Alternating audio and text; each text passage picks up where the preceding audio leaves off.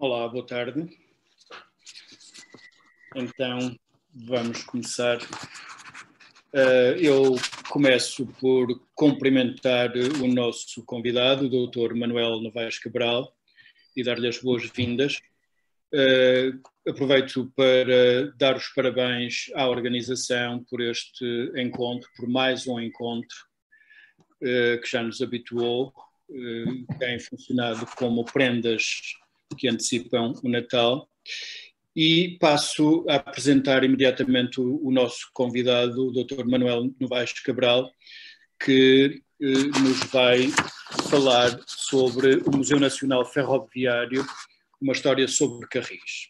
Apresentando brevemente, começo por dizer que é licenciado em Direito, pós-graduado em Economia Europeia pela Universidade Católica e auditor do Instituto da Defesa Nacional. É presidente da Fundação do Museu Nacional Ferroviário desde fevereiro de 2020 e é nessa qualidade que o temos hoje e que o vamos ouvir. E é presidente da Alliance Française do Porto desde 2013 e também cônsul honorário de França no Porto. Entre outros cargos, foi presidente do Instituto dos Vinhos do Douro e do Porto e do Conselho de Fundadores da Fundação do Museu do Douro e diretor municipal da Presidência da Câmara Municipal do Porto entre 2013 e 2011. Foi ainda professor auxiliar convidado da Universidade Lusófona do Porto, de 2008 a 2011, tendo também exercido funções docentes na Universidade de Fernando Pessoa entre 95 e 98. Das suas publicações destacam-se os Aspects de la politique vitivinicole des régions de l'Europe, Territórios de Vinho, Outros Territórios de Vinho, Os Poemas da Minha Vida, para além de artigos em revistas científicas e de especialidade portuguesas e estrangeiras. É membro honorário de diversas confrarias portuguesas e estrangeiras, personalidade do vinho do ano 2012, da Associação de Municípios Portugueses do Vinho. Foi agraciado com diversas condecorações nacionais de França, Grécia, Itália e Noruega, tendo-lhe sido conferida a Medalha de Mérito Profissional Classe Ouro da Câmara Municipal de Vila Nova de Gaia em 2018. E agora, agradecendo novamente ao Dr. Novaes Cabral, somos todos ouvidos para o ouvir. Muito obrigado.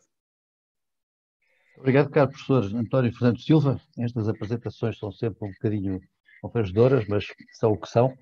Eu, antes de mais, queria manifestar o meu gosto por estar nestes 6º encontros, Património, Artes, Turismo e Cultura. 6º encontros quer dizer que houve 5 anteriores e que há aqui uma recorrência, que há aqui um esforço, como aliás foi sublinhado pelo professor António Silva, há aqui uma recorrência, um esforço e também uma adesão, e isto é muito importante.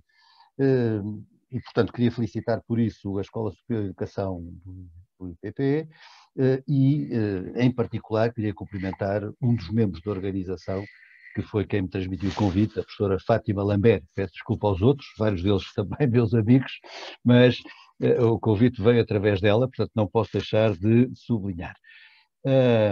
Este ano, estes 6º encontros são subordinados ao tema viagens, itinerários e rotas em revisão confinada, e este aspecto é talvez o aspecto mais marcante deste momento que todos nós vivemos, difícil. Eu queria começar por deixar 3 ou 4 breves notas de entrada antes de iniciar propriamente a exposição. Em primeiro lugar, não lhes vou pedir desculpa, mas a minha opção é por não apresentar um PowerPoint. Hoje em dia há quase uma capita diminuta relativamente a quem faz apresentações sem PowerPoint. Eu acho que também é importante nós sabermos comunicar olhos nos olhos, e este olhos nos olhos é os olhos nos olhos possíveis neste confinamento em que estamos, e portanto, prefiro esta situação direta com os interlocutores, com os ouvintes. Por outro lado, queria-lhes dizer que eu fui nomeado por este cargo para presidente desta fundação, da Fundação Museu Nacional Ferroviário, em fevereiro de 2020. Portanto, eu represento o confinamento. Eu sou nomeado em fevereiro de 2020, já lhes vou falar sobre isso, e entramos no confinamento em março de 2020. Ou seja, a minha vida nesta casa é uma vida confinada, é uma vida, enfim, isso tem também alguns reflexos, mas também tem alguns aspectos, e bastantes aspectos, positivos. Por outro lado ainda, e há pouco trocava impressões com o professor António Fernando Silva sobre esse assunto, eu não conhecia o Museu Nacional Ferroviário, que se situa no entroncamento, antes de fevereiro de 2020.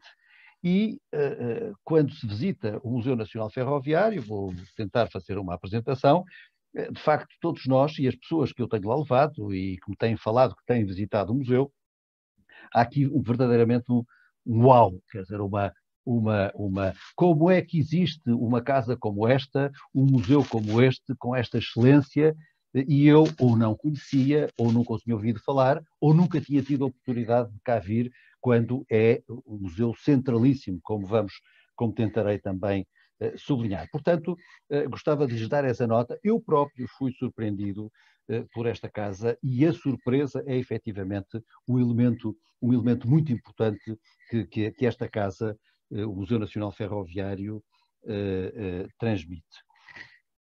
Por outro lado, há uma coisa que tenho, eu era quadro da REFER e hoje das Infraestruturas de Portugal, e os comboios têm a capacidade de despertar emoções nas pessoas. E isto é o mais importante. Todos nós, ligados ao turismo, ligados, enfim, a estas atividades de relação com os outros, nós conseguimos sempre mais quando conseguimos despertar emoções.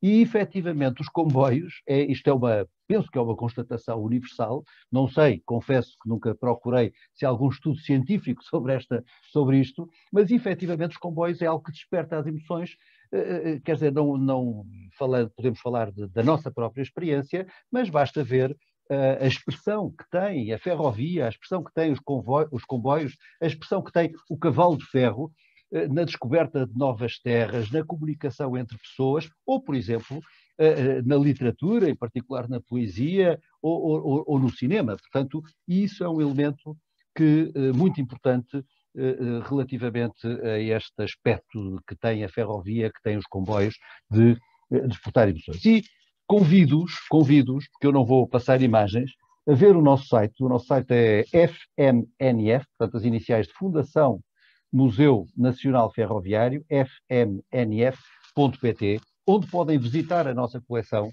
com muita facilidade, é muito amigável no nosso site, onde podem visitar a excepcional coleção do Museu Nacional Ferroviário, ou ver uma ou outra reportagem, não fazendo publicidade, mas não deixando de o dizer, ainda há muito pouco tempo saiu uma excelente reportagem na TVI, que podem vê-la no nosso site, onde fazem uma visita guiada neste aspecto, na perspectiva, obviamente, da jornalista, mas é uma boa perspectiva, onde fazem uma visita guiada e têm um aperçu, uma ideia geral daquilo que é o Museu Nacional Ferroviário. Portanto, entrando na comunicação, o tempo não é muito, vou-lhes dizer tão rapidamente quanto eu consiga quem somos, o que fazemos, o que é que esta situação de pandemia originada pelo Covid-19 provocou, e depois algumas pistas para o futuro, e penso que quando nós temos no título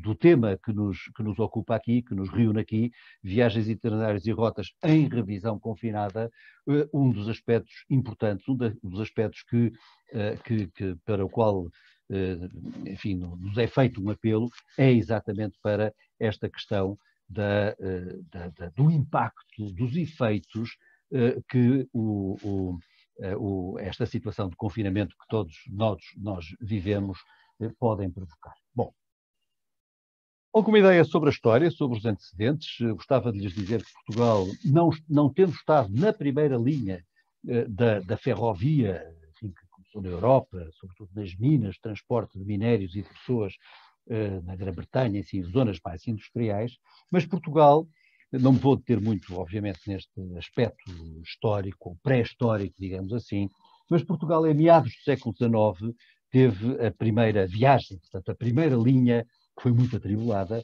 a primeira linha de caminho de ferro que tivemos em Portugal ligou, é uma parte daquilo que é hoje, ou próximo daquilo que é hoje, a linha do Norte, que liga Lisboa ao Porto, e essa linha, essa primeira viagem, foi no dia 28 de outubro de 1856, que é um dia histórico, 28 de outubro de 1856, reinava em Portugal Dom Pedro V, e que ligou Lisboa ao Carregado, cerca de 37 quilómetros. Bom, o desenvolvimento da ferrovia em Portugal foi bastante rápido, até final do século XX, até à República, basicamente, a rede estava mais ou menos completa, portanto, nós temos, portanto, Portugal coberto de ferrovia durante cerca de 40 anos, o que tendo em conta o que os investimentos da ferrovia implicam, em termos de valor, em termos de tempo, estamos a falar de um tempo relativamente contido, relativamente confinado, usando esta palavra que agora entrou mais comumente no nosso léxico. Aliás, é muito interessante, no Museu Nacional Ferroviário, e está online, podem ver um mapa que vai desenhando, época a época, década a década, mais ou menos, vai desenhando a evolução da ferrovia em Portugal. E aí vem, efetivamente, que o fontismo foi muito importante, o Fontes Pereira de Melo, portanto, toda a política de desenvolvimento das comunicações, já na segunda metade da entrada do século XIX, foi fortíssimo, foi importantíssimo, era, enfim, o principal motor da economia e do desenvolvimento do país, mas depois, até 1910, como eu dizia, é desenhado praticamente todo o sistema ferroviário nacional. Depois são construídos apenas alguns ramais, fins de linha, e depois temos, no século atual, enfim, já no final do século XX e no século atual, temos a desativação de uma série de linhas, numa aposta clara na rodovia, em detrimento da ferrovia, coisa que hoje, tal como é anunciado politicamente na União Europeia, mas em Portugal também, há uma retoma daquilo que é a aposta da ferrovia, por questões que têm a ver com as comunicações, obviamente, e a ligação entre pessoas e entre regiões, mas também por questões que têm a ver com as economias limpas, com a sustentabilidade. Bom, ao longo deste tempo todo, nós acumulamos muito material de muita qualidade, de proveniência diversa, de vários países da Europa, da Inglaterra, da Alemanha, da Bélgica. Acumulamos muito material. Porque é que todo este material, grande parte deste material, chegou até nós em relativo bom estado? E muito dele é muito bom estado. Porque nós não sofremos as agruras diretamente, não sofremos as agruras das duas grandes guerras mundiais que devastaram, obviamente, toda a Europa, todo o centro da Europa. Obviamente que o caminho de ferro, que tem a ver com comunicações, com transportes de mercadorias, com transportes de pessoas, com transportes militares, obviamente que os caminhos de ferro foram muito devastados, muito destruídos. Nós estávamos aqui bastante à margem e, portanto, é por isso que nós, no mundo, somos dos países que têm o património ferroviário mais rico, mais diversificado e em melhor estado de conservação. Esta é a razão pela qual nós temos muito bom património. Na segunda metade do século XX, houve, enfim, com preocupação de muitas pessoas, mas houve uma pessoa que se distinguiu exatamente na defesa da promoção, da preservação e da conservação e da promoção deste material ferroviário. Uma pessoa, um engenheiro da CP, da então CP, chamado Armando Ginestal Machado, cujo nome está hoje associado ao Museu Nacional Ferroviário, e foi uma das mais importantes pessoas a intervir na defesa da musealização e da preservação e da conservação deste património ferroviário. Chegamos ao final do século XX, em traços rápidos, da história deste museu, desta fundação, e gostava de lhes dar 3 datas. Primeiro, 13 de agosto de 1991. Em 1991, a Assembleia da República aprova uma lei através da qual, a Lei 59/91, através da qual cria o Museu Nacional Ferroviário. Não vou entrar em detalhes, mas teve os problemas da maior parte dos casos de instituições aprovadas pela Assembleia da República, que depois não têm os instrumentos de levar à prática e de desenvolver rapidamente os processos para a concretização daquilo que aprova. 13 de agosto de 1991, criação do Museu Nacional de Ferroviário por lei da Assembleia da República. Foi necessário esperar 14 anos, até 17 de fevereiro de 2005, para que o Governo, através do Decreto-Lei 38 de 2005, instituísse a Fundação Museu Nacional Ferroviário, Armando Ginestal Machado, homenageando a personalidade que referimos há pouco, e aprova os estatutos dessa mesma fundação e extingue a comissão instaladora que vinha a trabalhar desde 1991, desde a lei da Assembleia da República. 2005, portanto, foi preciso esperar ainda 10 anos, portanto estamos a falar de um quarto de século, para que o Museu Nacional Ferroviário no entroncamento fosse inaugurado. Em 18 de maio de 2015, é inaugurado o Museu Ferroviário. Portanto, reparem, 1991, criação pela Assembleia da República do Museu, 2005, criação da Fundação, 2015, abertura, inauguração do Museu Nacional Ferroviário, quer dizer que somos um museu recente, um museu moderno, um museu com apenas 5 anos de idade.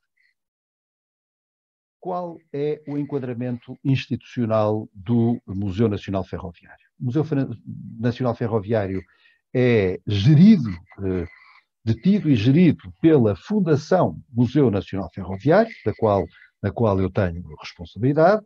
É uma fundação pública de direito privado, isto depois de publicado a Lei Quadro das Fundações, e que está sob a tutela do Ministério responsável pelas infraestruturas, hoje o Ministério das Infraestruturas e da Habitação. O Presidente, em resposta a isto, de certa maneira, o Presidente da Fundação é nomeado por despacho conjunto do Ministro das Infraestruturas e da Habitação, da tutela, e também do Ministério da Cultura. Portanto, despacho conjunto do Ministro das Infraestruturas e, neste caso, da Senhora Ministra da Cultura.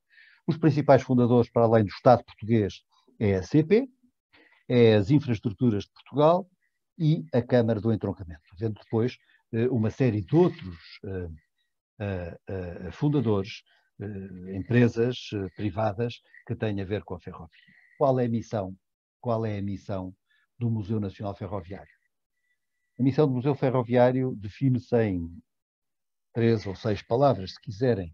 É o estudo, a conservação e a valorização do património histórico, cultural e tecnológico ferroviário português. Repito, a nossa missão é o estudo, a conservação e a valorização do património histórico, cultural e tecnológico ferroviário português. Onde é que nós estamos situados? O Museu Nacional Ferroviário, a sua sede está situada no entroncamento, num espaço de cerca de 4,5 hectares, inserido na estação do entroncamento. O entroncamento é um município pequeno, quer geograficamente, em área, quer em habitantes, é o segundo mais pequeno município do país, tem uma importância muito grande e ele próprio nasce da ferrovia. O próprio nome tem a ver com isso. Tem a ver com o facto de ser o entroncamento e todo o movimento originado no entroncamento de linhas, de 2 linhas principais, ou 3 linhas principais, a linha do Norte que liga Porto a Lisboa, a linha da Beira Baixa e a linha do Leste. A importância da ferrovia para este município é tanta que, só para lhes dar uma ideia, porque não temos tempo para mais, que em meados do século XX, cerca de 50% da população do entroncamento estava ligada às atividades ferroviárias. Estão a ver? É um município eminentemente ferroviário. Eu gostava de sublinhar a centralidade do Museu Nacional Ferroviário. Quem vive no Porto ou em Lisboa e no Porto, tem tendência a achar que tudo quanto está fora das grandes áreas metropolitanas está fora das áreas dos centros metropolitanos, mas efetivamente nós estamos no centro do país, a menos de 100 km de Lisboa, a cerca de 200 km do Porto, e portanto eu até costumo dizer que as principais estações de Lisboa e do Porto, Santa Apolónia e São Bento, são as principais portas de entrada do Museu Nacional Ferroviário. Conteúdo, uma breve nota sobre o conteúdo do Museu Nacional Ferroviário. Nós temos todo o tipo de material ferroviário em grandes naves, no ex-armazém de víveres, uma infraestrutura muito importante, e num espaço exterior. Desde pequenos objetos, como o primeiro bilhete de comboios em Portugal, até às grandes locomotivas a vapor e elétricas. Temos como joias o comboio real, apelo a que vão ver, de facto é absolutamente excepcional, tá? Uma nave só para o comboio real, e o comboio presidencial, que, como os próprios nomes indicam, um deles era utilizado pela família real nas suas deslocações no país, o outro utilizado já no tempo da República, nas deslocações dos chefes de Estado, dos presidentes da República, pelo país.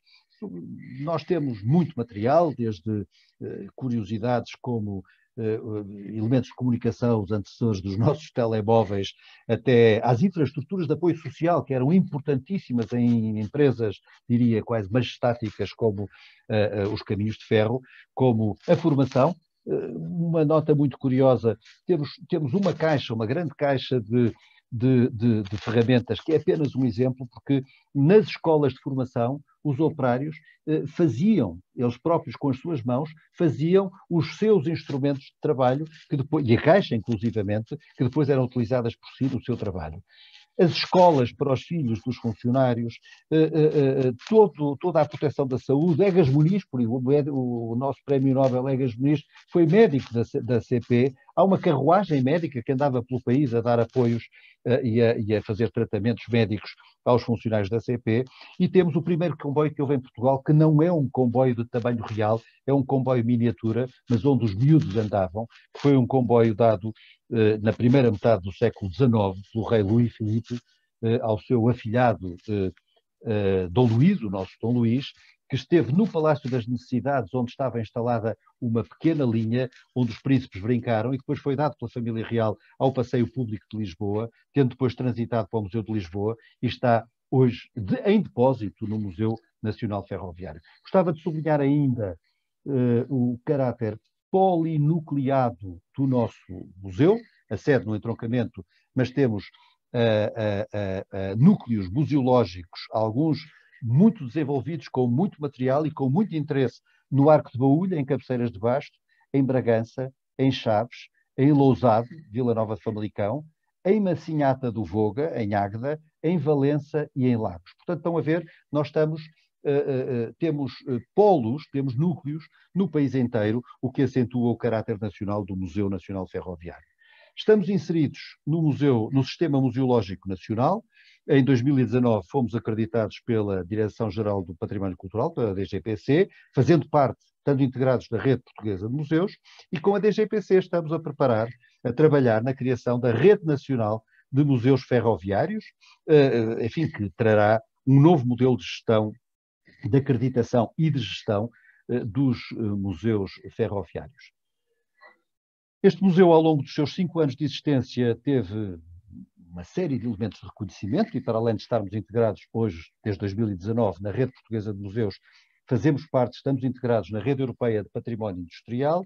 Tivemos um conjunto de prémios da APOM, finalistas do prémio Museu Europeu do Ano, integramos o top 10 este ano do Prémio Nacional de Turismo com o Festival Vapor, que é um projeto, enfim, disruptivo da linha do steampunk, que partilha connosco algum tipo de linguagem, e o projeto presidencial, do comboio presidencial no Douro, foi considerado o melhor evento público do mundo o ano passado.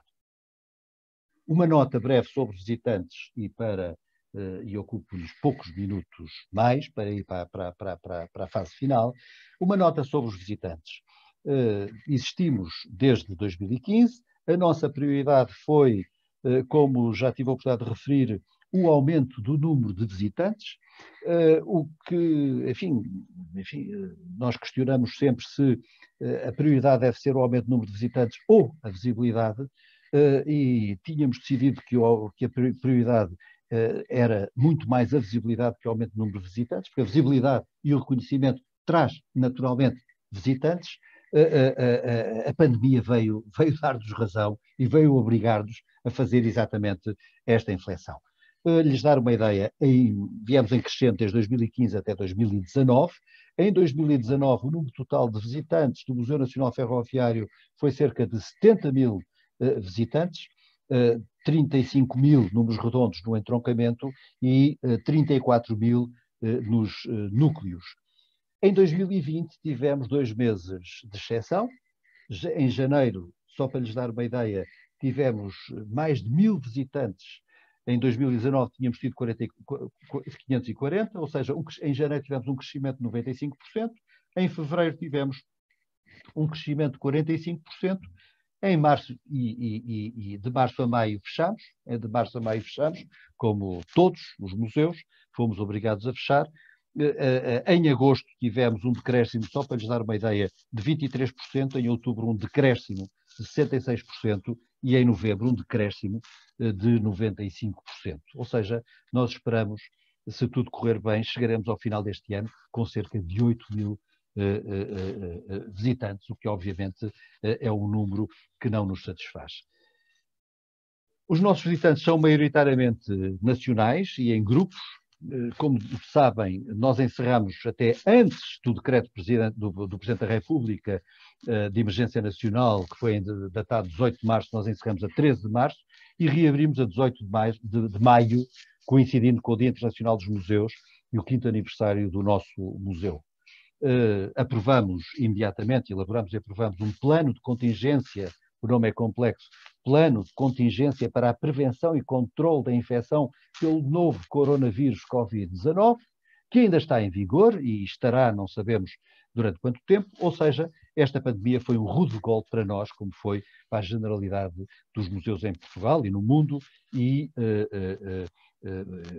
para um conjunto de atividades designadamente ligadas ao turismo. Agora temos novos confinamentos, quase sem pré-aviso, de geometria variável, confinamentos de geometria variável e sem fim à vista, o que nos traz, obviamente, uma grande incerteza e uma imprevisibilidade no nosso planeamento.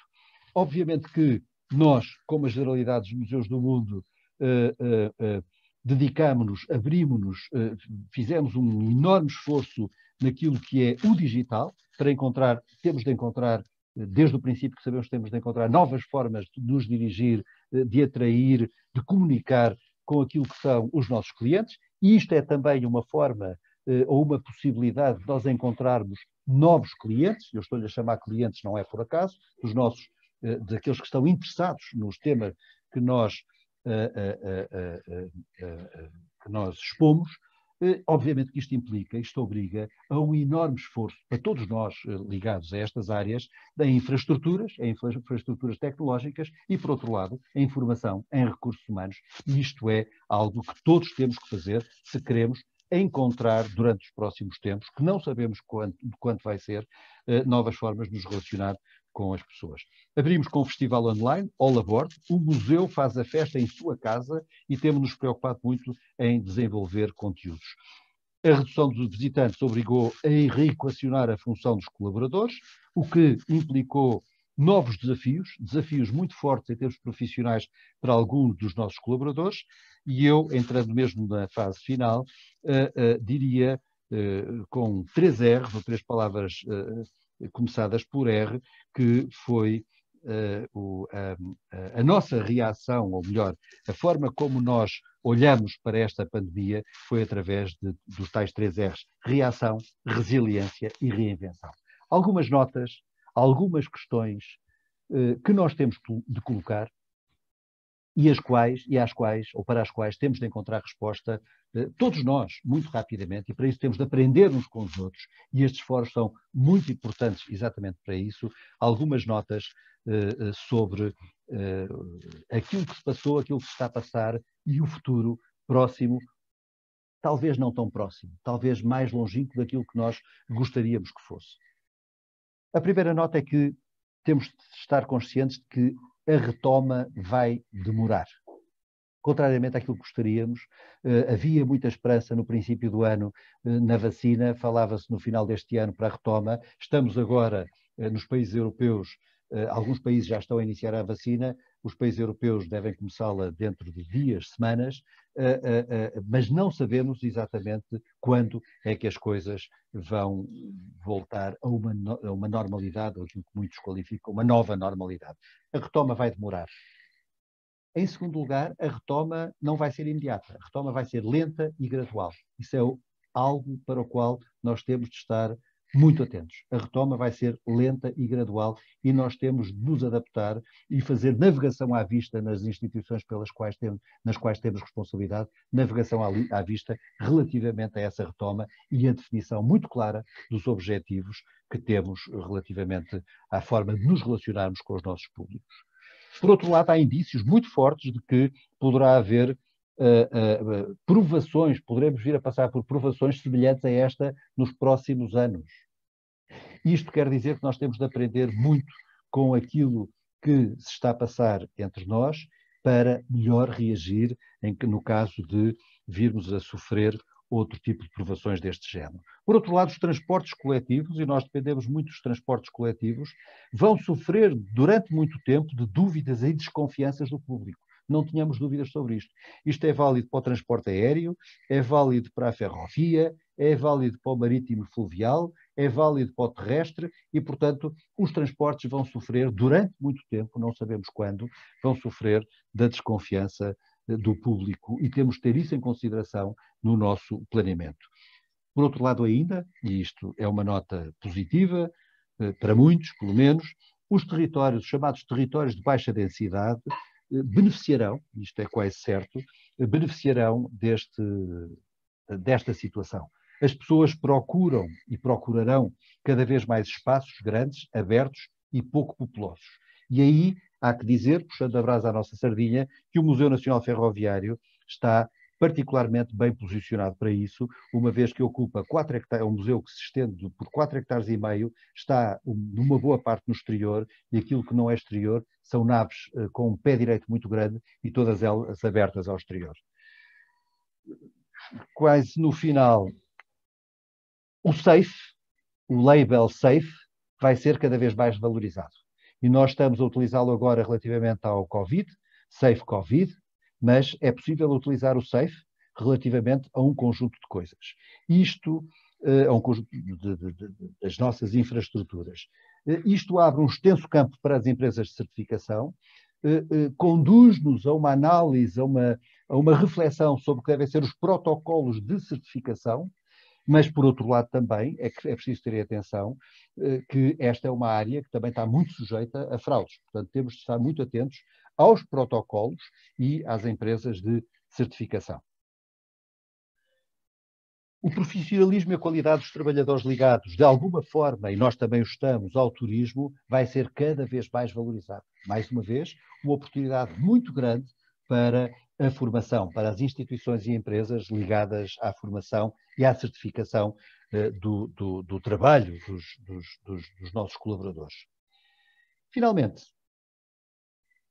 tudo indica que o afastamento físico é algo que se vai manter durante muito tempo, o que implica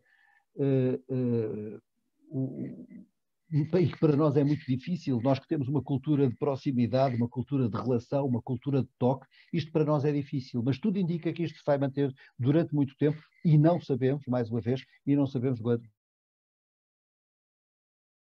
durante quanto tempo. Isto implica protocolos, isto implica alterações estruturais às instituições a qual muitos de nós estão ligados, até por uma questão de rentabilidade. Tudo isto altera a rentabilidade das nossas organizações, das nossas instituições.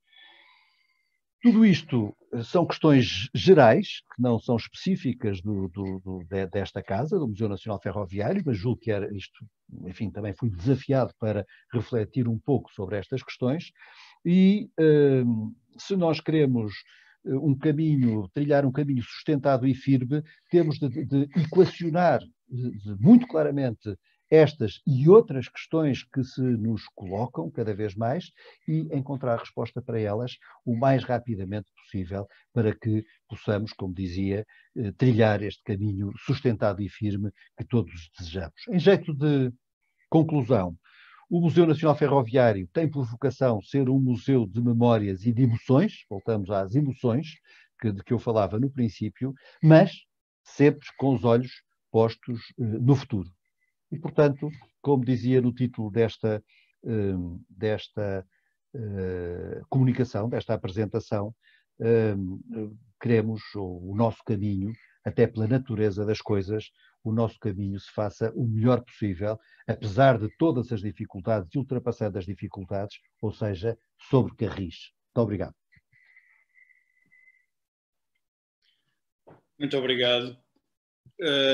O entusiasmo com que pôs nas suas palavras dispensou as imagens de PowerPoint, até porque quando vemos imagens ficamos só com aquelas, e eu acho que todos nós mobilizamos um imaginário de comboios, que, como também bem afirmou, faz parte do nosso íntimo.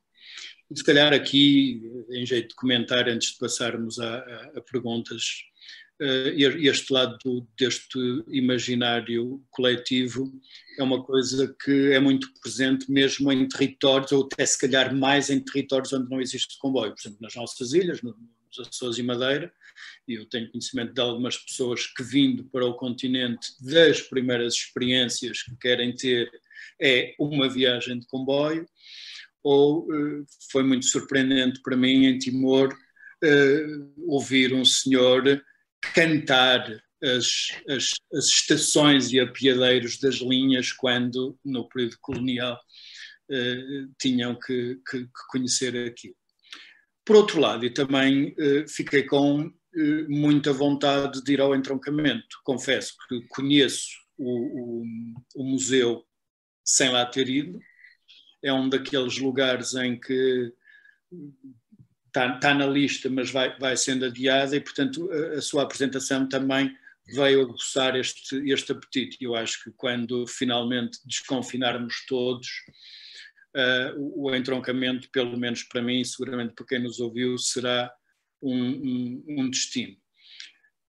Por outro lado, e peço desculpa por centrar a partir de algumas relações que tenho, mas, por exemplo, o modelismo.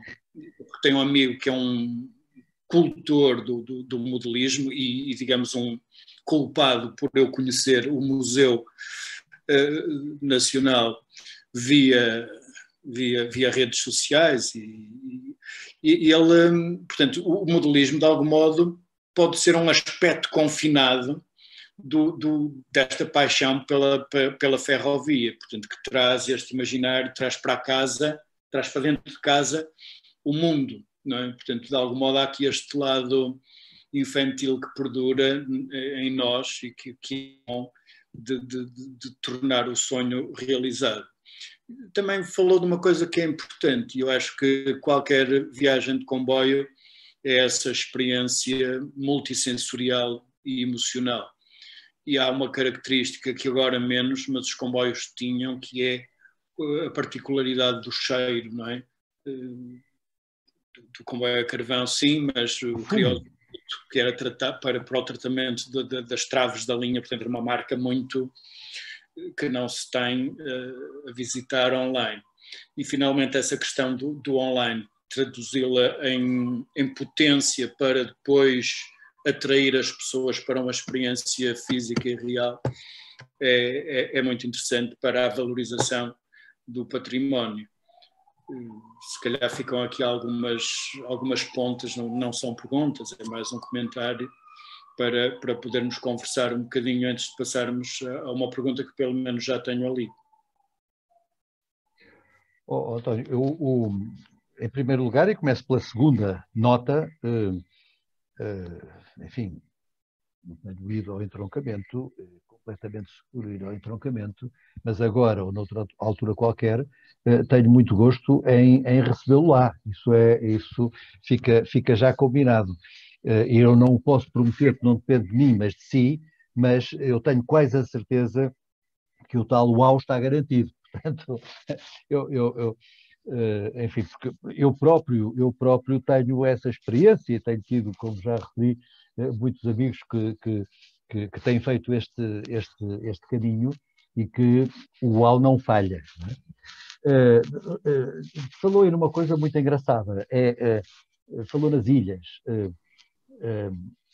Na ilha de São Miguel, isso está descrito, e, enfim, há elementos sobre isso, e há documentos sobre isso, e há elementos físicos sobre isso também. Na ilha de São Miguel houve um projeto privado, aliás, como grande parte dos caminho de ferro começou por projetos privados, depois é que veio a ser público. Enfim, podíamos também falar um bom bocado sobre isso, mas julgo que, portanto, houve alguém que teve a pretensão de ligar a ilha de São Miguel, enfim, de ponta a ponta, ou mais ou menos, através de uma linha de caminho de ferro, tendo inclusivamente iniciado a construção e comprado os elementos físicos, elementos motores, tratores e carruagens. Portanto, obviamente que aquilo deu lugar a estouros, desculpem uma expressão muito pouco técnica, a estouros financeiros da pessoa, que era um sonhador, mas muitas destas coisas, muitos dos avanços tecnológicos e muitos dos avanços até científicos dão-se porque há pessoas que sonham. Portanto, o sonho aqui é importante, quer dizer, nós apelamos sempre, e sobretudo em questões da natureza académica e tudo mais, ao realismo e tudo, mas se não fosse o sonho, não havia saltos no conhecimento, ou dificilmente haveria saltos no conhecimento. Portanto, ou melhor, os sonhos são muito importantes para os saltos no conhecimento, e de outra maneira, talvez mais correta. Portanto, mas isso é muito interessante, efetivamente, que as pessoas que estão em locais onde não existe transporte ferroviário, não existem comboios, mas o comboio é de tal maneira importante no seu imaginário que desperta emoções porque leram, porque viram, enfim, agora mais recentemente, nos últimos 70 anos ou 60 anos, porque viram filmes, porque viram imagens, e, portanto, as emoções estão à flor da pele e, portanto, a primeira coisa que fazem, obviamente, é fazer, enfim, andar, utilizar o caminho de ferro para experimentar, para experienciar aquilo que está no seu imaginário. Não é por acaso também que imensas linhas que há pelo mundo fora, que há por todo o mundo, imensas linhas históricas, com recriações, utilizando material antigo, material recuperado, têm um imenso sucesso turístico. Os dias de hoje são o que são. Obviamente, quando a gente fala em sucesso turístico, estamos a falar até final de 2019. Quer dizer, agora temos de reequacionar as coisas nestes termos. Tem um sucesso turístico brutal e uma rentabilidade muito grande. A questão do modelismo é muito interessante, porque eu diria duas coisas, ou três coisas, se quiser. Nós trabalhamos muito com, obviamente, as associações de amigos, e há muitas em Portugal, da ferrovia, dos caminhos de ferro, às vezes de coisas mais específicas, como a linha estreita, como, enfim, porque há vários tipos de bitolas, de distâncias entre as linhas e tudo mais. Os amigos dos caminhos de ferro são nossos interlocutores importantes. Os modelistas, os amantes do comboio, quase todos nós tivemos uma pista maior ou menor, uma só circular ou com montanhas e paragens e passagens de nível, mas quase todos nós tivemos pistas portanto, isso evoca-nos a nossa própria infância, evoca-nos memórias da nossa própria infância, e isso é muito importante. Há pessoas que são completamente addicted, completamente viciadas no modelismo. Imagino que o seu amigo, se não é de lá muito perto, não é? E isto é, e eles são, portanto, quem gosta do modelismo gosta do real. E, portanto, são nossos interlocutores. Há imensas atividades dos modelistas, vou-lhes chamar assim, das pessoas ligadas ao modelismo que são feitas no espaço do Museu Nacional Ferroviário ou de alguns dos nossos núcleos ferroviários, como disse, espalhados de Lagos até Bragança. E, por outro lado, a generalidade das pessoas que gostam de motores, gostam de comboio de transportes, gostam de comboios também. Os grupos de automóveis antigos, antigos e modernos, mas de automóveis antigos que organizam viagens com uma paragem no Museu Nacional Ferroviário é muito grande, ou era muito grande, e espero que volte a ser tão rapidamente quanto possível. motas, os encontros de motas que passam pelo Museu Nacional Ferroviário são muito grandes também. E depois há um outro grupo, digamos assim, que uma linguagem que eu devo confessar que para mim é de conhecimento recente, que é da linguagem do chamado steampunk, que tem uma linguagem muito próxima, quer dizer, eles, enfim, é uma linguagem um pouco, de certa maneira, distópica, mas que apela à motorização, ao século XIX, a determinadas áreas, a determinadas linguagens, a determinadas determinada figuração. Portanto, estamos aqui a falar falei de 4 ou de 5 grupos que manifestamente são público nosso e público nosso muito interessado e que são nossos parceiros e que nós trabalhamos de braço dado com eles e gostamos muito de trabalhar de braço dado com eles, como penso que eles gostam também de trabalhar de braço dado connosco. Muito obrigado. Temos uma pergunta que não sei se estará em condições de responder, mas vamos gostar de o ouvir. Mas é bom sentir que este é um museu vivo e que se vive e que tem muitas relações com um património que vai muito para além do museu e que continua vivo.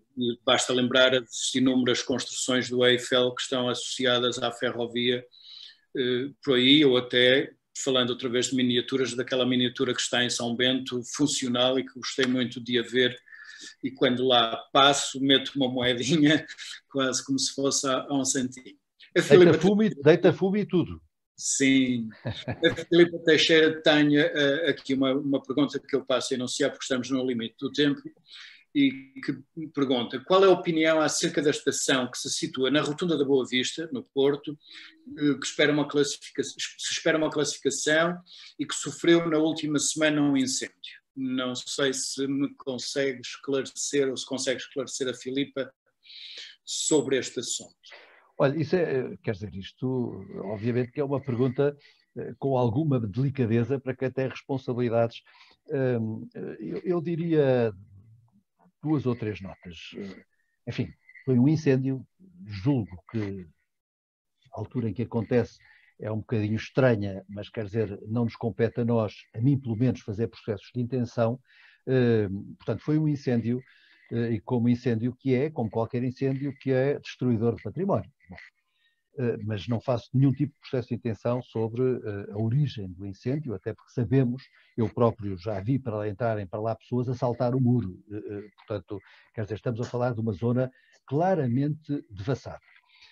É uma zona que pelo menos desde o ano 2000, ou até um pouco antes, eu não sei exatamente em que ano é que foi desativada a estação da Boa Vista, mas foi muito antes, mas pelo menos desde o ano 2000 que se especula sobre a construção de uma grande superfície, de um grande espaço comercial nessa zona.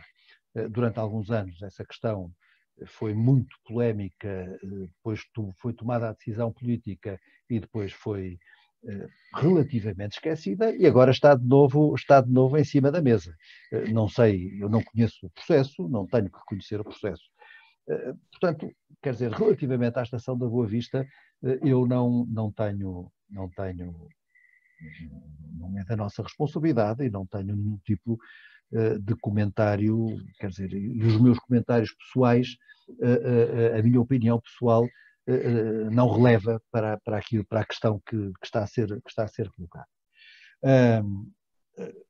O que eu sublinhava era o património de estações que Portugal tem, designadamente não só em termos de construção, muito daquilo que muitos chamam português suave, do António Lino, desse tipo de construções dessa época, dos anos 40, 50, e aos quais está associado o património, porque estamos a falar, as estações são zonas de presença e de passagem, onde nós recebemos turistas, e os turistas são aqueles que saem de casa e que vão ver outras coisas, portanto não são apenas os estrangeiros, são os portugueses também. E, portanto, foi tomada uma opção, e bem, a meu entender, nessa época, de cobrir as estações com azulejos, que também tem a ver com a nossa identidade, com a nossa cultura, de origens, enfim, mais meridionais, com a nossa cultura, de cobrir grande parte das estações com azulejaria representando o nosso património. Património material e património imaterial também, porque estamos a falar também de usos, costumes e tradições. E, portanto, as estações, de um modo geral, isto não se passa na Boa Vista, portanto, já estou a sair da Boa Vista, estou a falar das estações em geral, como é óbvio. É evidente que todos sabemos que as estações eram pontos de encontro também, para além de ser pontos de passagem e de estacionamento, digamos assim, de estacionamento de pessoas, neste caso, não é? Ponto, portanto, e ponto de encontro, as estações normalmente eram bem situadas, com a desativação de um conjunto de linhas, como aconteceu, essas estações, tal como algumas antigas linhas, bastantes antigas linhas, estão a assumir um conjunto de outras funções. E, portanto, enfim, o tempo não é estático, o tempo... eu ia utilizar o termo que utilizou há bocado no princípio da pergunta, que é, não se passa aqui, não é possível musealizar tudo e musealizar de uma perspectiva estática, porque eu gosto mais da musealização de uma perspectiva dinâmica, como é muito o Museu Nacional Ferroviário ou como é o nosso Douro Vinheteiro, cuja classificação é como paisagem cultural evolutiva e viva. Eu gosto muito desta expressão da Unesco, paisagem cultural evolutiva e viva, portanto, com a intervenção do homem e do homem, onde se pretende que o homem continue a viver e a ter a atividade económica. Portanto, não é possível musealizar tudo, portanto, é preciso encontrar formas de rentabilizar o património, mas património esse que é comum, que é um património coletivo, que é um património de todos. Portanto, é preciso ter cuidado com a identidade e ter cuidado com aquilo que é a nossa cultura, aquilo que nós representamos em termos coletivos. Enfim, não é uma resposta direta, como é óbvio, eu sei, mas também compreendo que não me compete a mim dar qualquer tipo de resposta em relação a isso, seja em relação ao ato em si, seja em relação à utilização do património, porque ela está a ser encaminhada de outra forma e tem responsáveis por isso, que não sou eu. Claro, eu agradeço em nome da Filipa que colocou a questão e agradeço a sua disponibilidade e a sua apresentação e despeço-me deixando já votos de umas boas festas e esperemos que 2021 nos leve até ao entroncamento e que nos encontremos por lá. Com muito obrigado. Muito obrigado a todos. Muito obrigado a si também. Obrigado.